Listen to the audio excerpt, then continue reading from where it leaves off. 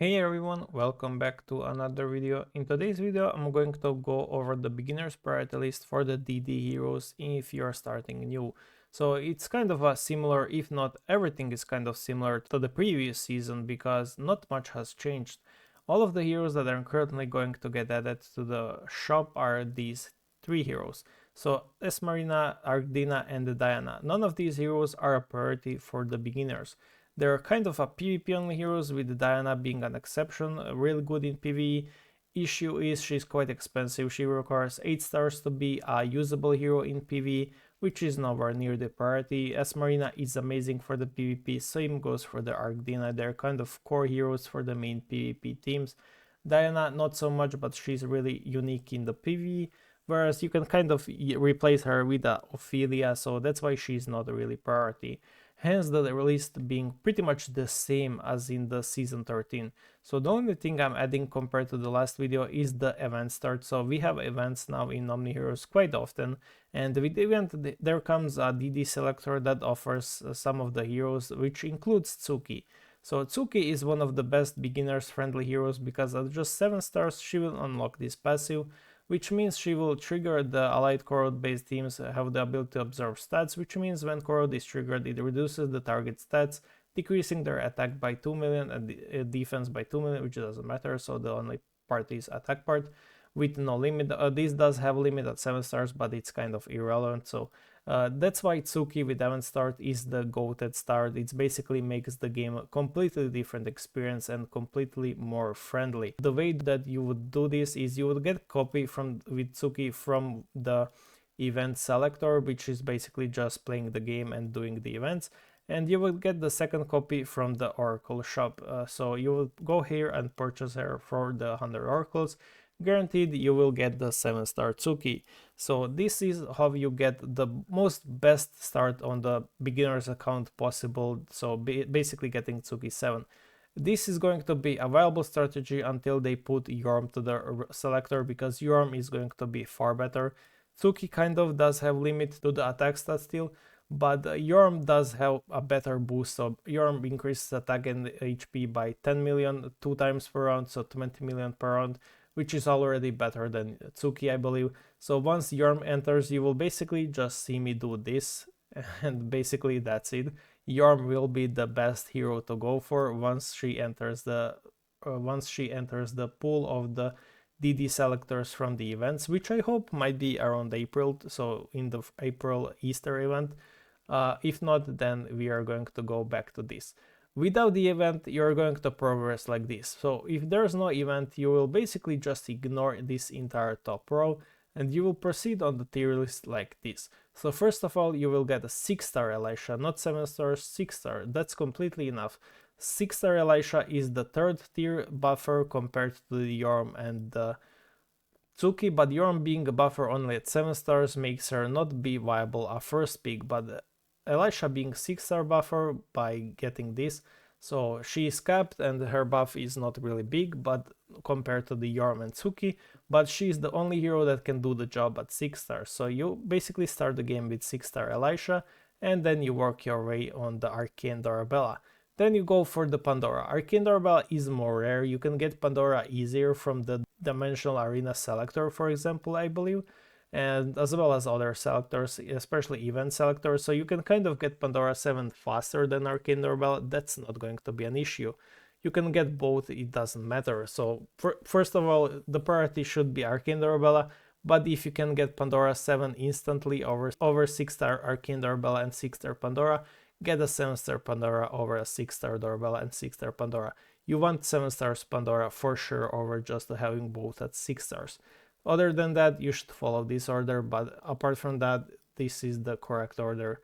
So I will keep it like this because it's more simple, but Arcane Dorabella is more rare, aka you can only get her from the Oracle store, whereas Pandora is in a bunch of selectors nowadays. After you do that, you're pretty much set with the support for your first team and 2 DPS heroes for your either first team or second team. Now you're looking to get a support in the third team, which is going to be Yorm. I accidentally placed her here instead of there. But yeah, she's the best second support in the game, or rather first if you ignore Elisha. and she will be for your second team. So once you go to the Rift Odyssey, you basically beat your first Nightmare 100, hooray, you're at Hell difficulty. At Hell difficulty, you need 2 teams. For the 2 teams, you will be always using one in the Elisha. I'm not using it because I'm at too high level stage, but you're basically going to have Elisha and Arcane Doorbell in one team, along with a Leviathan in one of them, and then you're also going to have Sarvijan Yushta, Yorm, and Pandora in the other. So that's why the priority list goes like this. It's strictly following all of the mandatory heroes for your Rift Odyssey journey as well as any other PvE journey. The PvP in this game is not rewarding, that's why I'm not suggesting for PvP, although all of these heroes perform amazingly and are good in PvP, so it's like getting 2 out of 1. So following this, you're ensuring your safe passage in the Rift Odyssey basically. The other 2 heroes are often heroes like Trupus, so you will have something like this, and then in the other team you would have something like Hela, for example, or Lucifer, depending whoever you summoned for, or even Victoria, and then you fill the last slot with whatever you're viable, with whatever you currently have. So those are the 2 common Rift Odyssey teams that you will use through the Hell journey. If you're starting with Tsuki, one of those teams will be Tsuki, so you will be mix and matching, but Tsuki, Emily, Dullahan, Astrid, something like that. Mulan as well. You should get your 7 stars Mulan from the Yggdrasil shop as a free-to-play player for around 2nd month. That's when I got her on my ult, so 2nd month is when I got my first 7-star Mulan, which is completely nice and completely fine in my opinion. A perfectly viable Mulan at 2 months mark for free is amazing. Now, if you beat your Nightmare 100 and there's no Gaia in there as you can see, but if you need Gaia, you can purchase her for the Oracle shop. It's completely justified considering how strong the hero is. You should take Dahlia from the Nightmare 100 card, but she does need 7 stars to be viable. So again, Dahlia will be one of those heroes you will be using in those teams. For example, Elmer will be one as well, because you do get 7-star Elmer for free. So you would end up using something like this. You might not have Ayushta yet, so you will be using Ophelia instead. And this is basically your team 1. You can use Dahlia in here as well, or you can use Dahlia in here. It doesn't really matter, but you will be playing around these teams a lot. So those are the core heroes you'll be using for sure constantly in the Rift Odyssey. So once we're done with that, these are the 6 heroes you want to have, all of them at 7 stars apart from Elisha. Elisha doesn't need 7 stars because she is no longer a carry she used to be. She's perfectly fine and viable at 6 stars. You can get her to 7 stars once you're pretty much just collecting or getting upgraded with your heroes.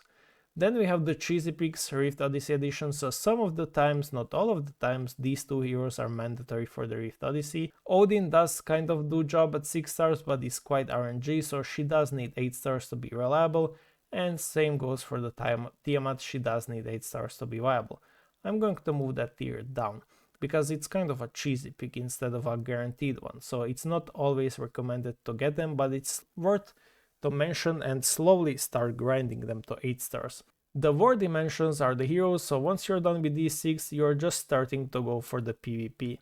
Ra is here only for the if you somehow messed up, so if you have messed up with your Elmer, you can make up the mistake by picking him up from the Abyss card now, but it's recommended to pick Ophelia in there instead.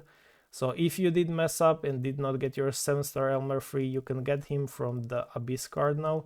But if you did not get 7-star Elmer anyway, somehow you will have to purchase Ra for the Rift Odyssey for 100 Oracle coins, which is not recommended, but it's something you must do. But I will explain this in a video, and I will move her out of the tier list because I don't want people to get confused. Or actually, I will keep her and I will write a side note for that especially. So, and move her here. So War Dimensions, aka Cheesy Picks for Raw Edition. Ascended Bastet is also kind of helpful in Rift Odyssey, but not really. I will move Amaterasu up, so you can kind of prepare for the season where Venus enters the Oracle shop, which will be quite soon. So Venus with Amaterasu, really insane combo, and Lilith as well will be, I'm not sure, it's not really worth spending money or other Oracle coins on Lilith. So I will remove her, but she's usable if you get her for free. Now let me see if I have somehow missed something, but I'm not sure if I did. I don't think I did really, and I should probably... Where's Ophelia? I don't think I have Ophelia in here. I should probably have Ophelia in this tier for the Nightmare selector. So Ophelia 6 stars. Actually, she's Abyss selector now, right? I will make a new row below and I will say Abyss 100 selector, and we will have Ophelia in that. And then basically Elmar if you did not get him to 7 stars, which will be right here. So that's for the Abyss Hunter selector now, because it's been reduced the difficulty, so it's kind of far easier for beginners to play the game now again. But yeah, hopefully I have explained this well for the beginners. So 6 mandatory heroes for the Rift Odyssey, along with the Trupus, Fate Hero, and other filler heroes. If there's no event and you're just starting Omniheroes, then ignore Tsuki. 6-star Tsuki is absolutely horrible, and instead she will move right here somewhere. So yeah, if you're starting and there's no active event that gives you a DD selector, be sure to follow the tier list like this. If there is, then be sure to pick Tsuki and get a 7-star Tsuki for a free smooth start. So yeah, thank you for watching and see you guys in the next one.